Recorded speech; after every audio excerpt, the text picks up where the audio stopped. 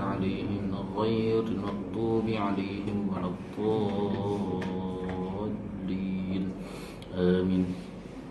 InsyaAllah tuan-tuan, untuk menambah baik lagi majlis kita pada pagi ini, marilah sama-sama kita berselawat ke atas Nabi sallallahu alaihi wasallam. Semoga dengan kita berselawat ke atas Nabi sallallahu alaihi wasallam, Allah Subhanahu wa taala menambah lagi keberkatan, keridaan, rahmat, dan lebih-lebih lagi kita mengharapkan Allah Subhanahu wa taala mengampuni segala dosa kita, insya-Allah. Bismillahirrahmanirrahim. Allahumma salli ala sayyidina Muhammadin nabiyil ummi wa ala alihi wa sahbihi wa barik wa sallim. اللهم صل على سيدنا محمد النبي الأمي وعلى آله وصحبه وبارك وسلم. اللهم صل على سيدنا محمد النبي الأمي وعلى آله وصحبه وبارك وسلم. اللهم صل على سيدنا محمد النبي الأمي وعلى آله وصحبه وبارك وسلم. اللهم صل على سيدنا محمد النبي الأمي وعلى آله وصحبه وبارك وسلم. اللهم صل على سيدنا محمد النبي الأمي وعلى آله وصحبه وبارك وسلم. اللهم صل على سيدنا محمد النبي الأمي وعلى آله وصحبه وبارك وسلم. اللهم صل على سيدنا محمد النبي الأمي وعلى آله وصحبه وبارك وسلم. اللهم صل على سيدنا محمد النبي الأمي وعلى آله وصحبه وبارك وسلم. بسم الله الرحمن الرحيم. الحمد لله رب العالمين، وبه نستعين على أمور الدنيا والدين، والصلاة والسلام على سيد المرسلين خاتم النبيين محمد صلى الله عليه وآله وصحبه وسلم، وعلى آله وأصحابه وتابع تابع لهم بإحسان إلى يوم الدين. سبحانك لا علم لنا إلا ما علمتنا، إنك أنت العليم الحكيم. رب اشرح لي صدري ويسر لي أمري واحلل عقدة من لساني يفقهوا قولي. رب زدنا علما وارزقنا فهما. اللهم يسر ولا تعسر. رب تمم بالخير يا فتاح يا عليم. افتح لنا فتوح العارفين. ولا حول ولا قوة إلا بالله العلي العظيم. ولا حول ولا قوة إلا بالله العلي العظيم. ولا حول ولا قوة إلا بالله العلي العظيم. أما بعد، قال الله تعالى في القرآن العظيم: أعوذ بالله من الشيطان الرجيم. بسم الله الرحمن الرحيم. ألم نشرح لك صدرك ووضعنا عنك وزرك الذي أنقض ظهرك ورفعنا لك ذكرك فإن مع العسر يسرا إن مع العسر يسرا فإذا فرغت فانصب وإلى ربك فارغب. صدق الله العظيم. Alhamdulillah, pertama-tamanya marilah sama-sama kita merafakkan rasa syukur kita ke hadirat Allah Subhanahu wa taala. Dengan keizinan Allah Subhanahu wa taala dapat sama-sama kita bertemu dan kita bersua lagi pada pagi ini, dan sama-sama kita mengharapkan semoga pertemuan kita pada pagi ini Allah Subhanahu wa taala penuhkan dengan keberkatan, keridaan, rahmat, dan lebih-lebih lagi kita mengharapkan Allah SWT mengampuni segala dosa kita, insya-Allah. InsyaAllah kita akan sambung lagi bacaan kitab Tafsir Munir yang telah dikarang oleh Dr. Wahbah Az-Zahili. Masih lagi perbincangan kita di dalam surat Duha. Surat Duha, muka surat 279, renggan yang kedua. Imam Muslim meriwayatkan dalam sahihnya. Betul? Selamat? 279. Betul. Perenggan yang kedua Imam Muslim meriwayatkan di dalam sahihnya.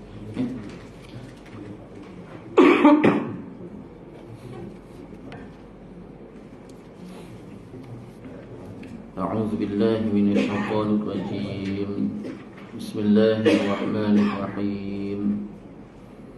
Wadduha, demi waktu matahari sepenggalahan naik. Wal-laili idza saja, dan demi malam apabila menjadi sunyi. Ma wadda'aka rabbuka wa ma qala, Tuhanmu tidak sekali-kali meninggalkan kamu dan tidak pula benci kepada kamu. Walal akhiratu khairul laka minal ula, dan sesungguhnya kehidupan akhirat itu lebih baik bagimu daripada kehidupan di dunia.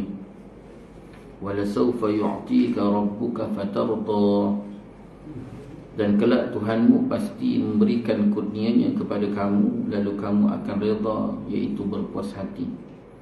Alam yajidka yatiman fa'awa, bukankah dianya Allah mendapatimu sebagai seorang yang yatim, lalu dia melindungimu. Wa wajadaka dhallan fahada, dan dianya Allah mendapatimu sebagai seorang yang kehilangan arah, lalu dia memberikan petunjuk. Wa wajadaka 'ailan fa'aghna, dan dia mendapatimu sebagai seorang yang serba kekurangan, lalu dia memberi nikmat yang mencukupi. Fa ammal yatima fala taqhar, adapun terhadap anak yatim maka janganlah kamu berlaku kejam. Wa ammas sa'ila fala tanhar, oleh yang demikian dan terhadap orang yang meminta-minta maka janganlah kamu menghardik mereka. Wa amma bi ni'mati rabbika fahaddits, manakala terhadap nikmat Tuhanmu, maka hendaklah kamu selalu menyebut-nyebutnya dengan bersyukur. Surah Ad-Duha 11 ayat yang Allah datangkan. Syekh menyambung lagi kata-kata beliau dalam tafsir dan ulasan daripada surah Ad-Duha ni tuan-tuan. Didatangkan hadis Imam Muslim, qala al-musannif rahimahullahu ta'ala wa nafa'ana wa iyyakum ajma'in. Imam Muslim meriwayatkan di dalam sahihnya daripada Abdullah bin Amr, katanya Rasulullah sallallahu alaihi wasallam telah bersabda, qad aflaha man aslama wa razaqa kafafan wa qanna'aha Allahu bima atahu. Nabi kata, sesungguhnya berjayalah orang-orang yang memeluk Islam, diberikan rezeki seadanya, dan Allah memberikan kepadanya rasa cukup, iaitu qanaah, dengan apa yang diberikan kepadanya. Jumpa tak? Jumpa? Jumpa? Selamat jumpa semua. Oh, ada tak? Ada? Okey. Orang sampai kat bulan ni, sampai matahari. Bulan 2. Oh, itulah. Bulan puasa kan. Oh, jumpa kitab lagi. Nabi kata, qad aflaha man aslama wa razaqa kafafan wa qanna'aha Allahu bima atahu. Sesungguhnya berjayalah orang-orang yang memeluk Islam. Ini Nabi ambil sebut daripada hadis-hadis ni daripada Abdullah bin Amr. Pertamanya Nabi kata, qad aflaman aslama, sesungguhnya berjayalah orang yang Islam. Pertama sekali, tidak ada kejayaan di dunia dan kejayaan di akhirat kecuali orang yang duduk di dalam Islam. Baik sama Islam ni ada dua. Pertama, Islam dengan keturunan. Yang kedua, mak ayah dia tak Islam, tapi dia baru Islam. Dia ada dua keadaan Islam. Jadi orang yang Islam dia dengan keturunan ni, mak ayah di Islam, dia lahir daripada mak ayah Islam, automatik dia Islam. Tapi walaupun sedemikian, tetap disunatkan supaya orang yang Islam keturunan ni bila sampai saja balik usia dia, disunatkan supaya disyahadahkan. Hukumnya sunat. Ikut Imam Nawawi, kan kita sambut hari lahir. Jadi sama ada dengan keadaan dia balik tadi sampai usia ni 15 tahun, ataupun balik dengan sebab mimpi. Kalau lelaki mimpi, kalau perempuan datang bulan. Jadi disunatkan, Imam Nawawi kata, kepada mereka yang Islam disebabkan keturunan ni supaya bersyahadah. Sunat bukannya wajib, sunat syahadah, supaya dia lebih rasa tanggungjawab terhadap Islam dia. Kemudian Islam dengan bukan sebab keturunan. Islam bukan sebab keturunan, mak ayah dia ke Islam, sampai kat dia Allah beri taufik hidayah, akhirnya dia masuk Islam. Ini dah tentu syahadah tadi wajib. Syahadah tu menjadi wajib bagi orang yang baru nak memeluk Islam, untuk dia bersaksi bahawa tidak ada Tuhan yang disembah melainkan Allah, dan Nabi Muhammad itu adalah pesuruh Allah. Dan golongan ni Nabi sebut aflaha. Aflaha ni dengan makna berjaya. Maksud berjaya dekat sini, dia selamat di dunia dan dia selamat di akhirat lebih-lebih lagi. Walau sekalipun di dunia dia melakukan maksiat, tetapi masih lagi ada syahadah. Sebesar zarah iman yang ada dalam diri seseorang, maka masih lagi dikira dia selamat. Walaupun mungkin kemungkinan dia dicampak terlebih dahulu ke neraka, tetapi akhirnya dia akan dibawa ke syurga, disebabkan sebesar zarah keimanan yang masih lagi ada dalam diri dia. Itu sebabnya macam mana pun biar Islam. Macam contoh kita pergi dakwah, masuk pendalaman. Nak masuk pendalaman tu, dia makan babi lagi, duduk dengan anjing lagi.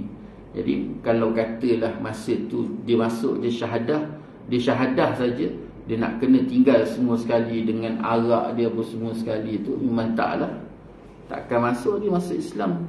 Dah 20 tahun, 40 tahun hidup dengan suasana tu. Lepaskan syahadah dia. Biar setidak-tidaknya dia bersyahadah dan Islam dia. Kemudian selepas tu barulah sikit demi sikit kita dakwah ataupun ajar pada dia tentang Islam. Yang penting syahadah. Sebabnya kalau kata itu di pendalaman, kalau di luar pun sahabat-sahabat kita kat luar ni pun macam tu juga, yang duduk dalam bandar ni. Biar lepaskan syahadah dia. Yang lain tu kemudian. Biarlah sikit demi sikit dengan ilmu pengetahuan dan juga kehendak dia. Kalau katalah dia tak boleh nak lepas arak, saya nak masuk Islam tapi saya tak boleh nak tinggal arak, tak apa, masuk Islam je, kau minumlah arak tu. Bukan makna arak tu halal, tak. Tapi setidak-tidaknya menyelamatkan iman dia tu dulu. Menyelamatkan iman dia. Kalau katalah Allah campak, kalau kata kita tak tahu. Sedangkan penzina yang tidak sempat bertaubat pada Allah pun Allah bawa masuk syurga. Sebab kita tak boleh nak baca rahmat Allah. Rahmat Allah ni kita tak boleh nak baca. Siapa yang dia nak bawa masuk dalam syurga, dan siapa yang nak dicampak ke neraka tu ikut kehendak dia. Berapa ramai ahli maksiat akhirnya masuk ke syurga, dan berapa ramai ahli taat yang akhirnya masuk neraka. Perkara ni kita tak boleh nak baca sebab atas kehendak Allah. Tapi setidak-tidaknya Nabi kata kuncinya dekat situ, mesti Islam. Bila dia Islam saja, maka di situ dia dah selamat dan dia berjaya. Wa razaqa kafafan, dan Nabi kata diberikan rezeki seadanya, dan Allah memberikannya dan diberikan rezeki seadanya. Orang yang Islam ni, orang masuk Islam, pertamanya dia dah jaya. Yang keduanya Allah cukupkan rezeki dia. Allah berikan rezeki secukupnya kepada dia. Cukup ni cukup macam mana? Cukup ni kita faham juga. Istilah cukup pada Allah ni, istilah cukup pada Allah, iaitu cukup bukan atas kehendak kita, tetapi cukup atas kehendak Allah. Jangan kita rasakan dulu tak Islam, dulu tak Islam, masuk Islam makin susah. Dulu tak hijrah, zaman agogo. Nama agogo Pop Yeye. Nampak kan? Zaman Pop Yeye kan, hidup senang kan? Hidup mudah, duit ada. Tapi bila dia dah hijrah, makin susah hidup. Habis kenapa makin susah? Makin dekat dengan Allah makin susah. Jadi cukup dekat situ bukan bermakna berlebihan masuk Islam makin kaya, tak. Tetapi cukup bukan ukuran akal kita, cukup dengan ukuran kehendak Allah. Ya Allah Maha tahu apa yang paling terbaik. Lebih-lebih lagi kalau kita ukur dengan kehidupan kita di atas dunia Allah Subhanahu Wa Taala ni, maka Allah tu dia jadikan dunia ni tempat ataupun penjara bagi orang yang beriman. Jadikan dunia ni penjara bagi orang beriman. Susah, payah, jerit, perit. Kenapa? Allah sayang orang beriman. Dan sudah lumrah dan fitrah dunia, manusia ni bila dia susah, dia akan cari Allah. Bila dia senang, dia akan leka dan lalai. Sekalipun sebesar mana pun serban dia, pakaian dia yang melegit, maka dia akan leka lalai bila dia mudah dan susah. Kerana apa? Kerana itulah lumrah hidup di atas muka bumi.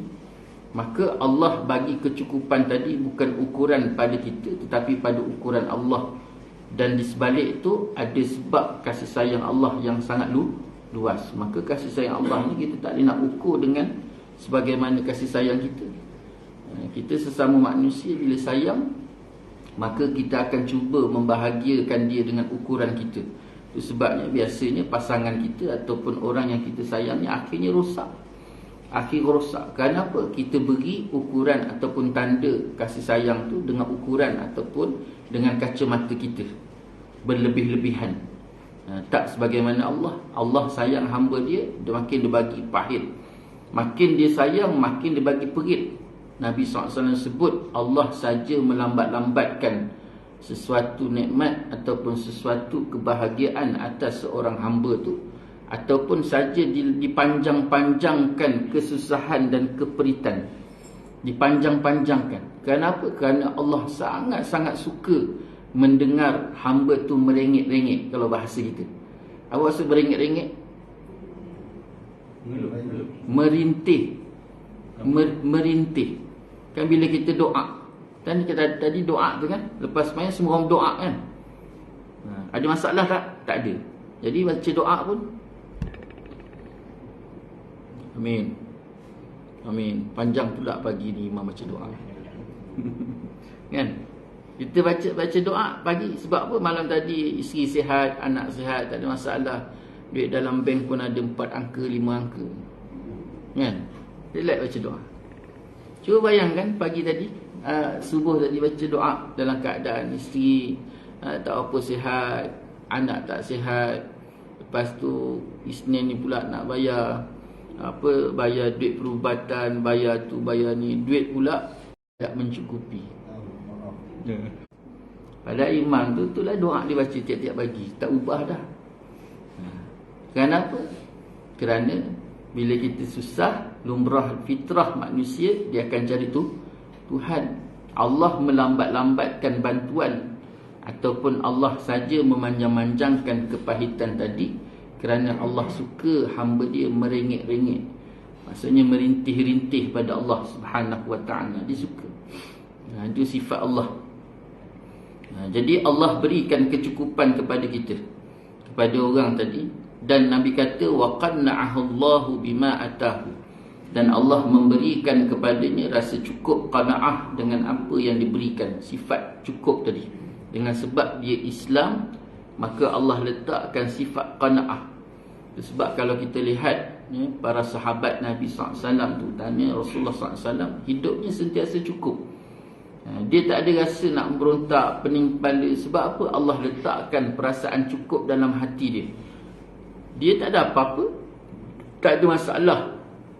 Duit pun mungkin cukup-cukup, ataupun kalau tak cukup pun rasa tenang. Orang yang melihat dia pula rasa susah hati. Kau ni macam mana? Anak 7 orang, kan? Kerja tak berapa nak ada, tapi relax aja. Aku gaji 30,000. Anak 2 orang, tapi ya Allah, macam tak cukup. Allah yang waqanna'ahu Allahu bima atahu. Allah yang meletakkan rasa kecukupan. Sebabnya sifat-sifat ni kita kena minta dengan Allah. Ya Allah, tolonglah cukupkan aku. Cukupkan, minta pada Allah supaya diberikan kecukupan, rasa cukup. Kecukupan satu, rasa cukup satu. 2 benda ataupun 2 perkara yang berbeza. Pertama, rasa cukup, dan yang kedua, kecukupan. Sebab kalau Allah beri kecukupan sekalipun, tetapi kalau Allah tak letak sifat rasa cukup, maka tetap dia tak rasa cukup. Yang kita takut kalau Allah letak rasa tak cukup, lagi bahaya. Letak gaji 40,000. Saya ada 3 sahabat. Kami ada 3 sahabat. 3 sahabat ni, 2 lagi dia kais pagi makan pagi, kais petang makan petang. Seorang lagi tu gaji dia 40,000 sebulan. 40,000. Kalau kita dengar 40,000 tu, Masya Allah, anak kaya Syekh. Tiap-tiap hari aku kaya. Tiap-tiap hari aku kaya. Cuba bayangkan. Tapi setiap kali keluar pergi minum, pertama sekali, tak pernahlah muka dia tu macam muka kami berdua. Muka dia betul-betul macam cekodok tak siap. Kalau bernyembang tu dia cakap, orang lain tak cakap, tak sempat cakap. Yang 2 orang lagi ni datang kerja mengulas, bantu dia je nak selesaikan masalah dia. Masalah dia tu pula bukan ada masalah apa pun, masalah duit. Padahal gaji dia 40,000. Gaji kita ni, kita tak tahu kat mana gaji kita. Ni kejap lagi nak makan apa, kita tak tahu nak makan apa. Cuba bayangkan. Kemudian keluar minum tu, keluar ngeteh tu, tak pernah dia bayar. Madam tak ada duit je. Nampak tak? Wa qanna'ahu Allahu bima atahu. Allah bagi kecukupan tu. Ini bahaya. Rasa cukup, berikan kecukupan, dan rasa cukup minta pada Allah. Sebabnya jangan minta kaya. Jangan minta kaya. Ya Allah, bagi aku kaya. Tapi kalau Allah tak letakkan sifat qana'ah, gunung emas sekalipun, perbendaharaan dunia sekalipun, kalau Allah bagi, tapi kalau tak diletakkan waqanna'ah Allah ataupun sifat qana'ah tu, maka dia tetap tak cukup, bahkan semakin tamak. Yang sifat tamak tu. Orang besar kita ni ada makan rasuah? Tak ada. Ada makan rasuah? Tak ada makan rasuah hanya macam kita ni. Tapi makin besar tu, gaji dia makin besar rasuah dia makan. Kan? Macam tak cukup-cukup. Sebab Allah cabut sifat qana'ah. Ni tuan-tuan, minta sifat qana'ah tadi, Allah letakkan sifat rasa cukup dan kecukupan atas keperluan. Jangan lebih-lebih. Bila lebih saja kita takut jadi Qarun. Ibnu Jarir dan Ibnu Abi Hatim. Ibnu Jarir dan Ibnu Abi Hatim meriwayatkan daripada Qatadah dalam menafsirkan firman Allah SWT yang bermaksud, bukankah dia mendapatimu sebagai seorang yatim, lalu dianya Allah melindungimu. Fa ammal yatima fala taqhar wa ammas sa'ila fala tanhar wa amma bi ni'mati rabbika fahaddits. Ya Allah. Bukankah dia mendapatimu sebagai seorang yatim, lalu dia melindungimu, dan dia mendapatimu sebagai seorang hilang arah, lalu dia memberikan petunjuk kepadamu, dan dia mendapatimu sebagai seorang yang serba kekurangan, lalu dia memberikan nikmat yang mencukupi. Surah ayat tadi tu.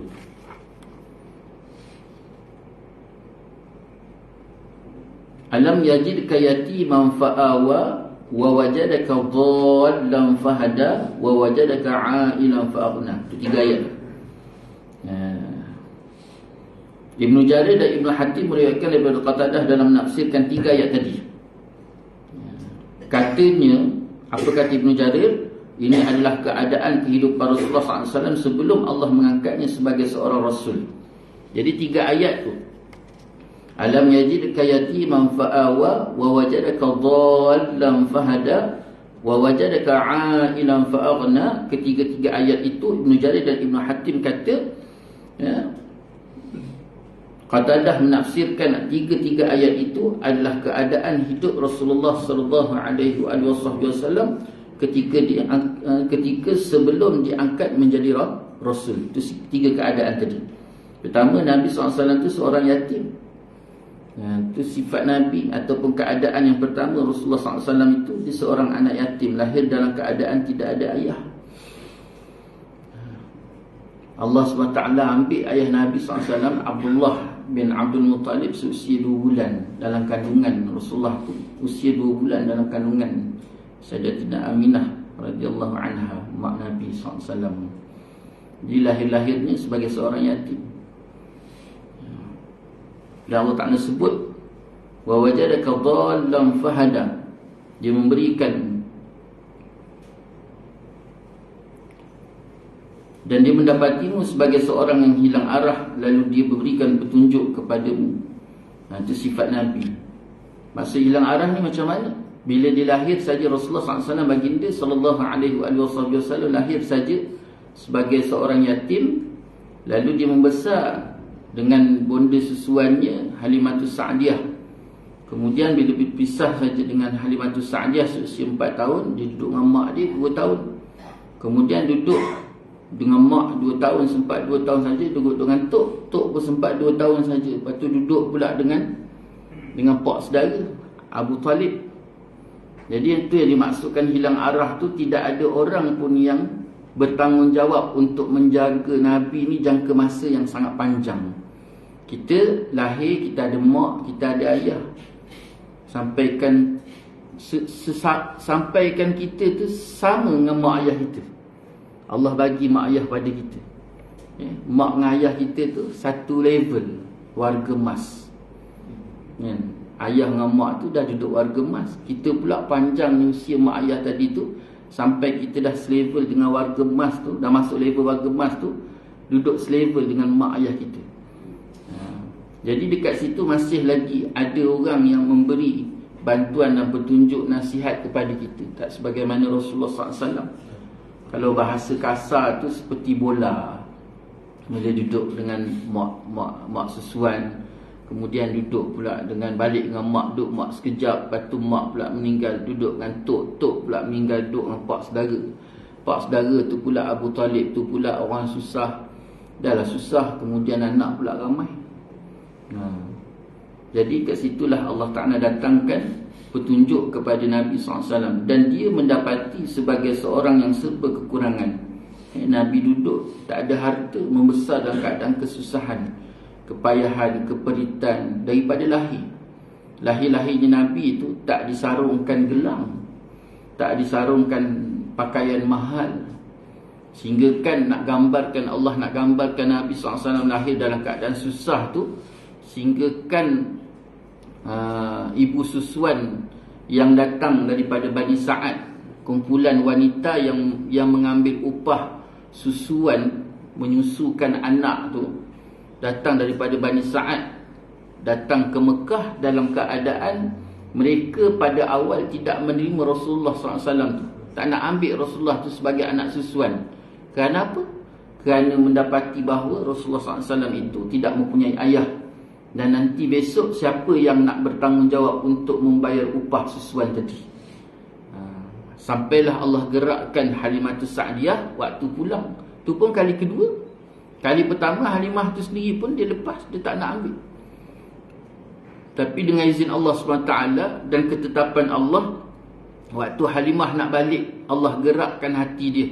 Daripada balik kosong tangan, tak apalah, kita bawa anak ni.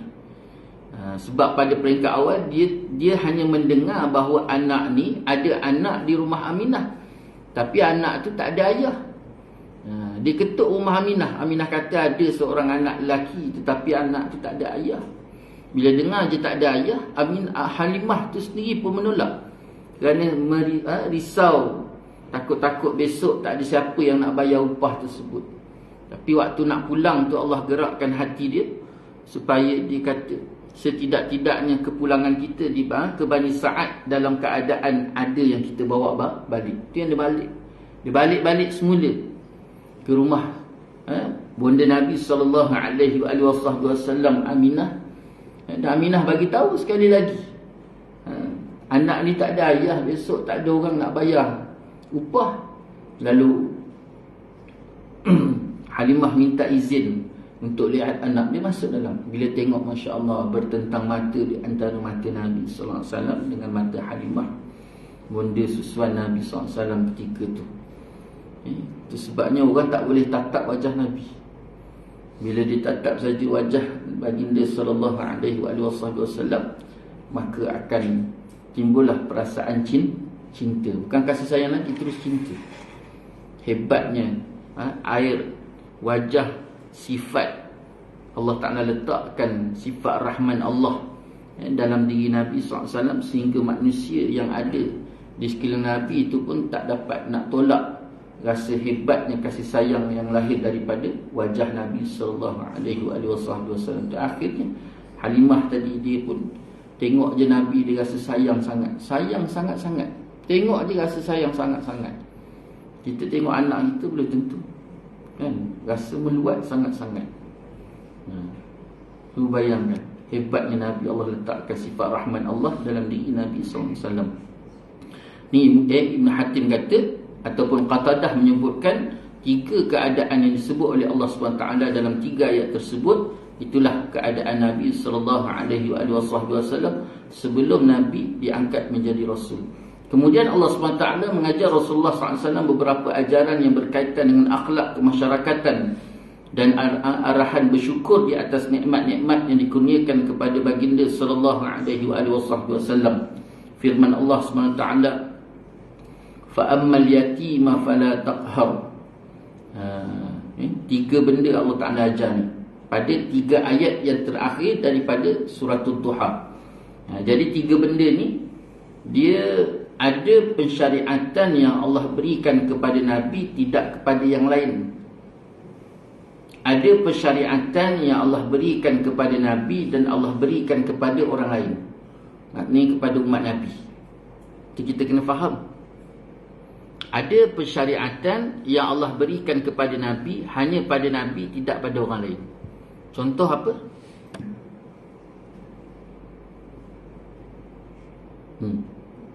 Contoh syafaat. Syariat ni bukan cerita syafaat. Allah syariatkan pada Nabi, hanya pada Nabi, tidak pada yang lain. Contohnya seperti Rasulullah SAW itu, isterinya 9. Ada riwayat kata 9, ada riwayat kata 10, ada riwayat kata 11. Bahkan ada yang sebut 13. Isteri Nabi. Boleh kita kahwin 11. Orang perempuan kau senyum je sikit je. Orang lelaki senyum je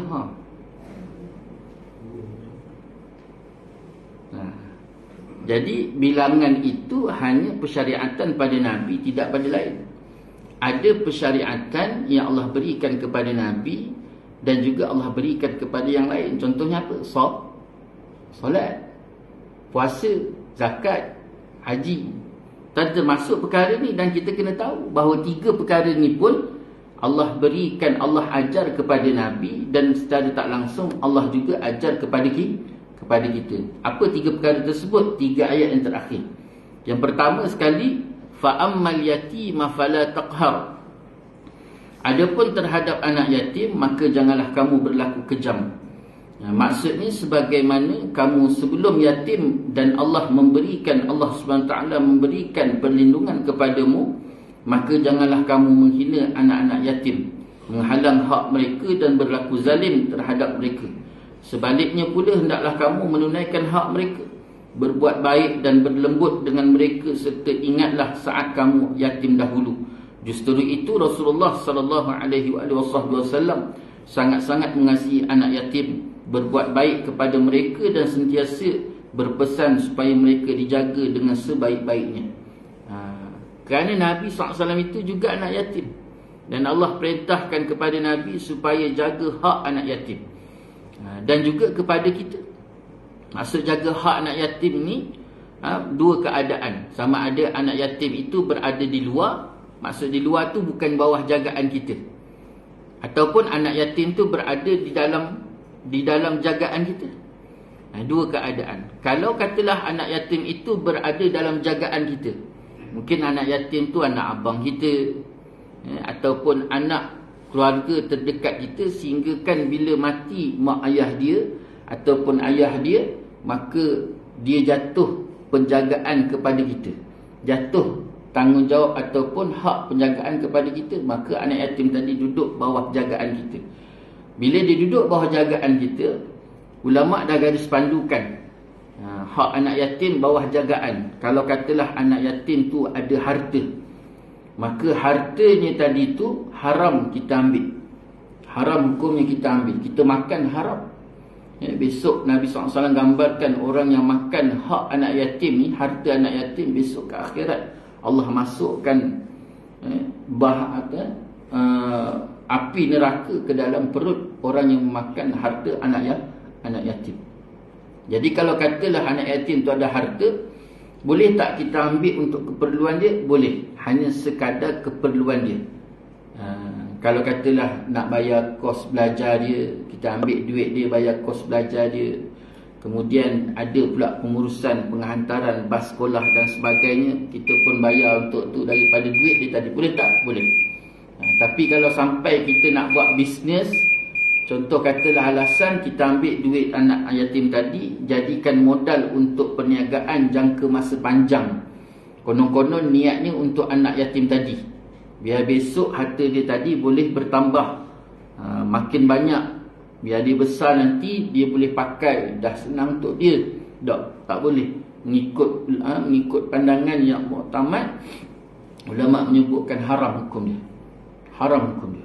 Walaupun niatnya baik. Sebab apa? Sebab perniagaan itu satu perkara yang tidak pasti dan kemungkinan boleh rugi. Jadi huruf hukumnya haram. Kalau katalah tu anak yatim yang kaya, ada harta. Kalau anak yatim yang tidak ada harta, maka berkewajipan ke atas kita untuk mencukupkan keperluan dia. Kalau katalah waktu tu waktu sepatutnya dia belajar, maka wajib kita hantar pergi sekolah. Dan juga pakaian, makan, perubatan tu teras, wajib ke atas kita untuk menyediakan semua tadi. Jadi kalau katalah yang kedua pula, anak yatim yang berada di luar jagaan kita, maka hak ke atas dia yang perlu kita jaga, itulah dia tadi. Benda teras, pertamanya makan dia, kedua pakai, yang ketiga perubatan. Kalau katalah dia tidak ada tempat tinggal, maka wajib ke atas kita untuk menyediakan tempat tinggal. Ni semua tanggungjawab ni, semua yang ada. Sebab bila mati saja mak ataupun ayah lah terutamanya dikatakan yatim, maka kewajipan kepada jiran, keluarga, masyarakat mengambil tahu bahawa dalam kelompok ni ataupun dalam kumpulan rumah di sini ada anak yatim, maka berkewajipan semua yang ada dekat dalam ni kena ambil tahu. Kalau sampai dia tak makan, tanggunglah semua. Sampai dia tak sekolah, tanggung kita. Sampaikan dia sakit tapi kita tak hantar ubat, tak cukupkan keperluan dia, maka kita tanggung esok. Sebab anak yatim ni adalah golongan yang cukup ataupun yang dijaga, dipelihara hak dia oleh Allah Subhanahu wa taala. Itu satu. Dan yang kedua, dan di antara hak dia orang lagi, kita kena wajib melakukan sifat lemah lembut, berlemah lembut dengan mereka. Jangan kasar. Makin dia anak yatim, makin lemah lembut. Itu sebabnya orang yang menjaga hak anak yatim, berlemah lembut dengan anak yatim ni, besar pahala. Sebab apa? Sebab biasa, bukan semua, biasa anak yatim ni dia ada PL dia sendiri. Dia ada PL dia sendiri. Susahlah nak jaga anak yatim, degil, tak nak dengar cakap apa semua sekali. Jadi Allah perintah, bukannya kita keras dengan dia tu sebab situasi dia. Wajib kita berlembut atas dasar Allah perintah untuk jaga hati dia dan juga jaga memelihara perintah Allah. Jadi bagaimana sekalipun pahit kita lalui situasi anak yatim tadi, depani situasi keadaan anak yatim tadi, maka tetap melaluinya dengan keadaan berlemah lembut, sebab ni perintah Allah dan perintah Nabi. Yang pertama. Yang keduanya, Allah SWT perintahkan lagi kepada Nabi SAW pada ayat yang seterusnya, fa'ammal yatima fala taqhar wa ammas sa'ila fala tanhar. Dan terhadap orang yang meminta-minta, yang kedua Allah Ta'ala ajar pada Nabi, dan terhadap orang yang meminta-minta, maka janganlah kamu mengherdiknya. Maksudnya sebagaimana kamu dahulunya sesat, kemudian diberi hidayah oleh Allah, maka janganlah kamu menghalau orang-orang yang datang untuk meminta petunjuk ilmu ataupun meminta harta. Bahkan kamu perlu memberi layanan kepada mereka dengan sebaik-baiknya. Jadi sama ada orang yang datang tadi, Allah Ta'ala bagi gambaran, orang yang datang tadi dalam keadaan dia nak minta nasihat, ilmu pengetahuan, sampaikan dia datang tu minta harta, maka jangan sesekali kamu mengherdik dia. Kalau katalah datang minta ilmu, minta nasihat, maka layani dengan baik. Begitu juga sampailah minta harta. Kadang-kadang orang ni dibagi nasihat boleh, tapi sampai bab minta harta ni, fikir dulu. Nanti dulu. Minta nasihat boleh, tapi minta duit tu nanti dulu. Jadi bagaimana keadaan sekalipun, orang yang datang tadi, Allah perintahkan kepada Nabi supaya dilayani dengan baik. Sebabnya Nabi SAW, sama ada orang yang datang dalam keadaan meminta pandangan dan juga nasihat daripada Nabi SAW, apatah lagi harta, maka Nabi SAW itu tidak pernah menghampakan mereka, walaupun sedikit. Dia datang minta duit, siapa saja minta duit ataupun minta harta, maka dia akan pulang dalam keadaan tidak mengecewakan. Takkan mengecewakan orang yang meminta tu. Sebab apa? Sebab Nabi SAW sebut sendiri, bila seorang tu datang minta pada kita, maka dekat situ ada dua tanggungjawab kita. Datang je minta, maka ada dua tanggungjawab. Pertama, tanggungjawab memberi. Yang kedua, tanggungjawab tidak menghampakan. Dua beza tu. Dua perkara yang berbeza daripada satu perbuatan. Bila orang datang minta pada kita, maka kita berkewajipan memberi. Dan yang kedua, tidak menghampakan. Jadi bila kita tak beri saja, satu bab, tapi dalam keadaan mengecewakan, itu satu bab yang lain.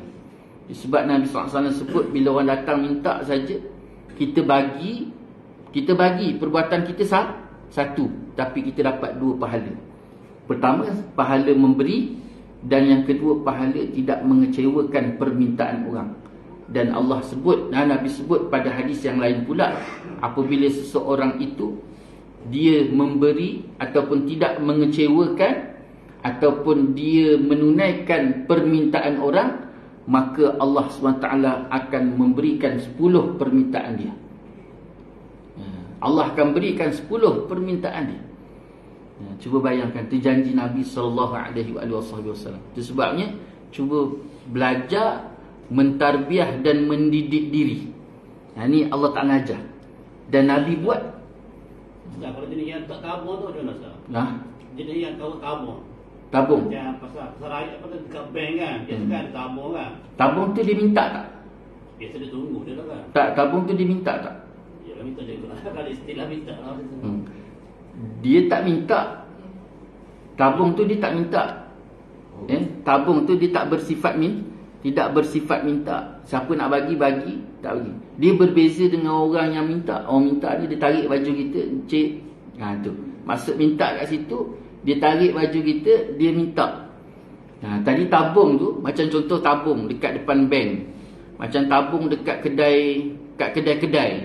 Jadi tabung tu, bersifat tabung tu, memberi boleh, tak beri pun tak apa. Berbeza dengan orang yang datang minta. Dia tarik baju kita, encik saya dah tak makan 3 hari, encik saya begini, tuan saya dah begini, saya dah. Bila dia minta saja bersifat minta, maka ketika itu kalau ada setidak-tidak jangan menghampakan, berilah kadar yang jangan sampai mengecewakan dia. Tu sifat Nabi. Sebab apa?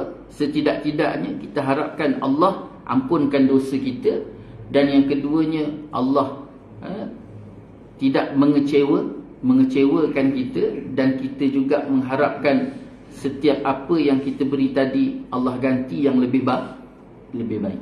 Itu yang kedua. Yang ketiga, Allah Ta'ala ajar lagi pada Nabi, fa ammal yatima fala taqhar wa ammas sa'ila fala tanhar wa amma bi ni'mati rabbika fahaddits. Yang ketiga dan yang terakhir daripada apa yang Allah ajarkan kepada Nabi, iaitu dan terhadap nikmat Tuhanmu maka hendaklah kamu selalu menyebut-nyebutnya, iaitu bersyukur. Maksudnya hendaklah kamu wahai Muhammad menyebut dan menceritakan nikmat-nikmat Allah yang telah dikurniakan kepada kamu, dan bersyukurlah dengan nikmat tersebut. Nikmat yang dimaksudkan di sini ialah kerasulan dan Al-Quran serta lain-lain nikmat yang disebutkan di dalam ayat-ayat sebelumnya. Ingat dan sebarkanlah nikmat-nikmat yang kamu terima itu. Terdapat di dalam hadis Nabi SAW doa yang sangat maksur. Nabi sebut waja'alna syakirin li ni'matika musninina 'alaiha qabiliha wa atimmuha 'alaina. Dan jadikanlah kami ini orang-orang yang mensyukuri nikmat-nikmatmu, memujimu di atas nikmat tersebut dan menerimanya dengan redha, serta sempurnakanlah nikmat itu kepada kami. Jadi ayat yang ketiga ataupun ayat yang terakhir daripada surah Duha, dan perkara yang ketiga diajarkan oleh Allah SWT kepada Nabi SAW supaya Nabi ni dia mensyukuri, dia menyebut-nyebut nikmat tersebut, mensyukuri nikmat tadi dan juga menyebut-nyebut nikmat tadi. Syukur dan menyebut-nyebut. Dan menyebut-nyebut tu pun sebagai tanda syukur. Apa maksud dia? Perkara yang paling besar sekali adalah Al-Quran yang diturunkan oleh Allah SWT kepada Nabi, dan Nabi sampaikan kepada umat. Maka Nabi sampaikan kepada umat itu bukan hanya sekadar tanggungjawab, tetapi sebagai tanda Nabi syukur atas segala nikmat yang Allah Ta'ala berikan kepada Nabi SAW. Tuan-tuan dapat ilmu pagi ni, dapat pengetahuan. Tuan-tuan balik rumah, abang kakak balik rumah, cerita pula pada pasangan. Dah cerita pada pasangan, cerita pula pada anak. Maka cerita tadi itu pun telah menepati apa yang dikehendaki oleh Allah dalam ayat ni, iaitu kita sampaikan kepada orang lain sebagai tanda syukur dan terima kasih pada Allah SWT atas pengetahuan yang diberikan oleh Allah SWT kepada kita. Begitu juga benda-benda lain, termasuk harta dan sebagainya. Kita cerita, kita bercerita bukan atas dasar takabur. Itu dua benda tu, dua keadaan yang berbeza.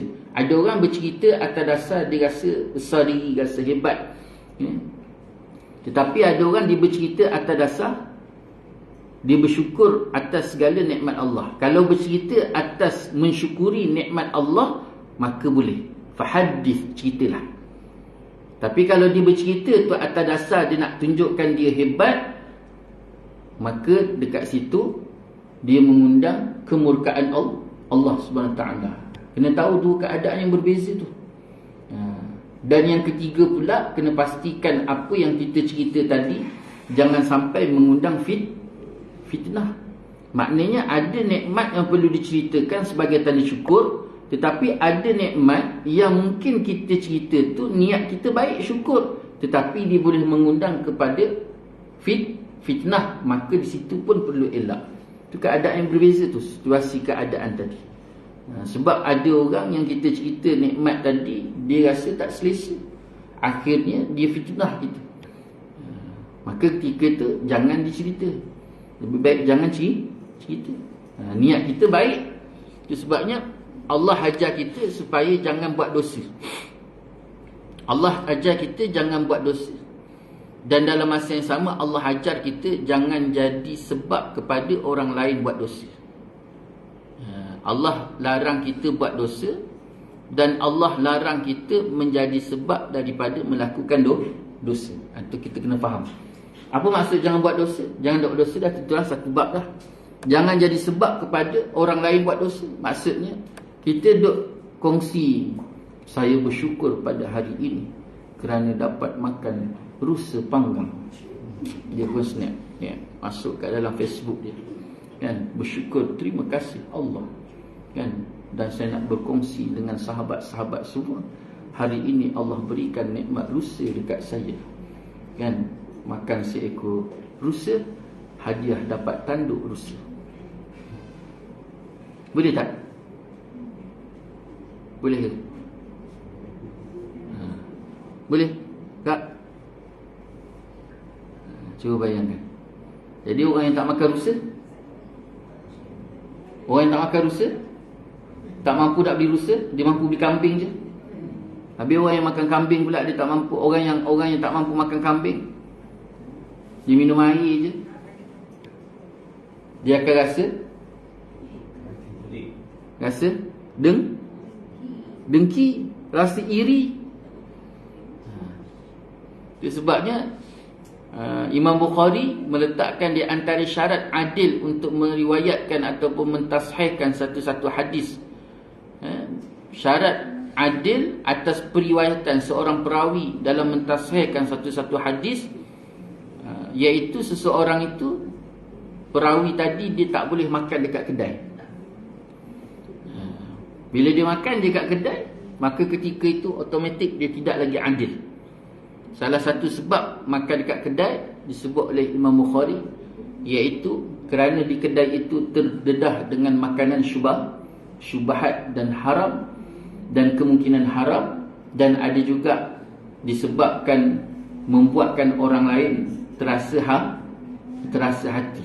Kita makan kat kedai. Boleh tak makan kedai? Boleh. Kan tak boleh. Tapi dua keadaan tadi. Pertama, pastikan tidak terdedah dengan syubhat, apatah lagi haram. Yang kedua, jangan sampai menimbulkan rasa iri ataupun dengki dalam orang lain yang lalu dekat depan kedai tu. Jadi bila makan kat kedai, carilah tempat-tempat yang tersorok. Jangan duduk dekat tepi-tepi yang sampaikan orang lalu melihat kita makan, dia rasa menimbulkan rasa iri ataupun dengki. Ini apatah lagi dia ambil gambar, dia snap masuk dalam Facebook. Ayat sedap. La in syakartum la azidannakum wa la in kafartum inna azabi lasyadid. Itu ayat Quran. Baik-baik. Jangan diingat bila dia baca Quran tu dia tak kena campak dalam neraka. Kira apa Allah Ta'ala kalau dia nak campak? Itu baik-baik. Jadi menceritakan nikmat tadi memang dituntut oleh Allah SWT. Tetapi jangan sampai mendatangkan fitnah ataupun mudarat. Itu kena tengok.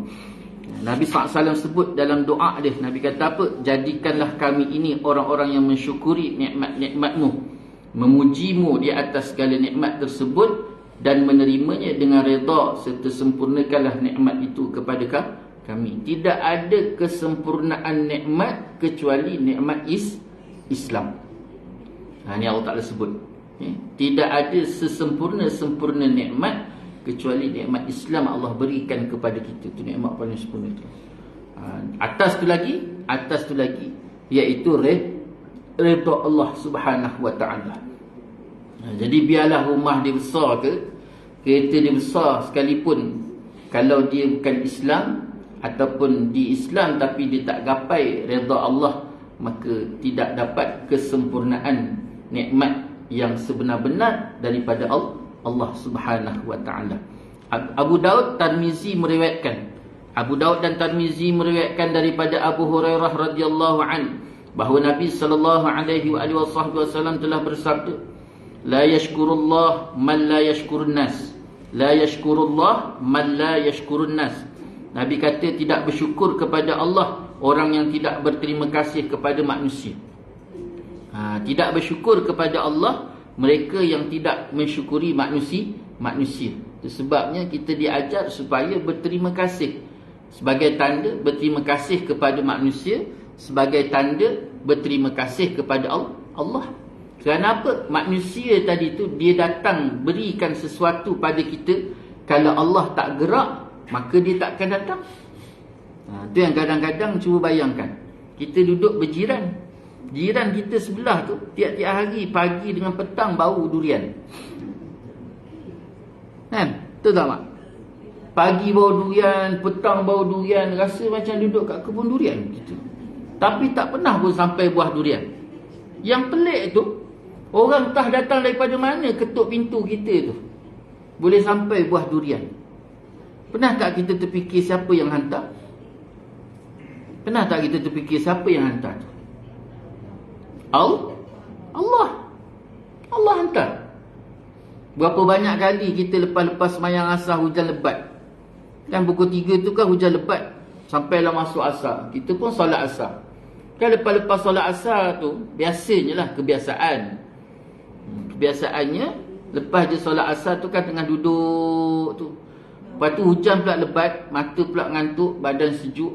Ya Allah ya Tuhanku, kalau dapat makan lepat ni, air kopi sedap juga ni. Kan? Dapat makan leping pisang. Tertelan-telan je Leo. Dengan kopi ni, ya Allah sedapnya. Sekali tiba-tiba tak sampai 5 minit orang ketuk pintu. Mak Jah, Assalamualaikum. Mak Jah. Ada Mak Jah? Tak ada. Mak Jah. Nama dia Khadijah. Panggil Mak Jah. Mak Jah. Ya. Mak Jah pun terlagi-lagi lah. Kenapa? Mak Jah dia lempeng. Kau ni apalah, pekik. Lempeng, Masya Allah. Mak Jah pun masuk. Nangis, nitik air mata. Terdetik kat hati nak makan lempeng. Tiba-tiba Allah hantar lempeng. Biasa jadi? Cuba bayangkan. Ni Allah bagi. Dia yang katakan, bila kita ucap terima kasih pada manusia atas nikmat yang kita dapat tadi, maka itulah tanda terima kasih kita kepada Allah atas nikmat tersebut. Jadi mensyukuri, Nabi kata apa? La yashkurullah man la yashkurun nas. Tidak mensyukuri seseorang itu kepada Allah kecuali dia mensyukuri kepada manusia. Kena syukur pada manusia. Ucap terima kasih, ya Allah, terima kasih Tuhan, terima kasih banyak bang, kakak atas pemberian. Bukan kita nak bersujud pada manusia, tidak. Tapi kita niat, kita syukur pada Allah di atas manusia yang dihantarnya tadi untuk sampaikan nikmat tersebut sebagai terima kasih. Ya Allah, terima kasih. Dia pergi balik saja, kita pun ucap terima kasih lagi pada Allah. Terima kasih ya Allah, aku memang teringin sangat nak makan lempeng, tak dapat-dapat ya Allah. Tiba-tiba Allah Ta'ala hantar lempeng. Jauh pula tu, kan dekat, jauh pula lempeng tu kan. Wallahu a'lam. Itu berhenti kat situ. Pedoman hidup dan hukum hakam.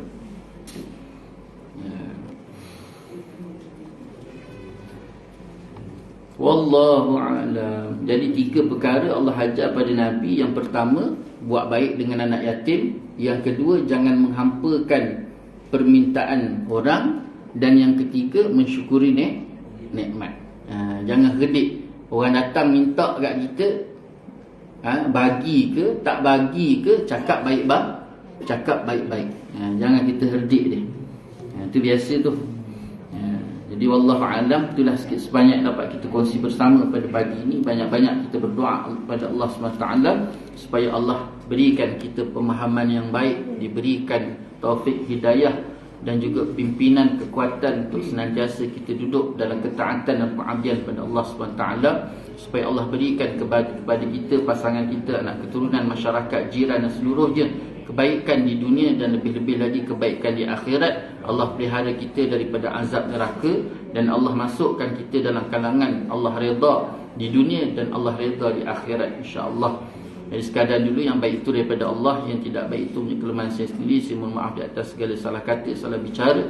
Mohon maaf di atas segala-galanya. InsyaAllah kita majlis dengan tasbih kafarah dan surah. Subhanakallah bihamdika, asyhadu an la ilaha illa anta, astaghfiruka wa atubu ilaik. Bismillahirrahmanirrahim.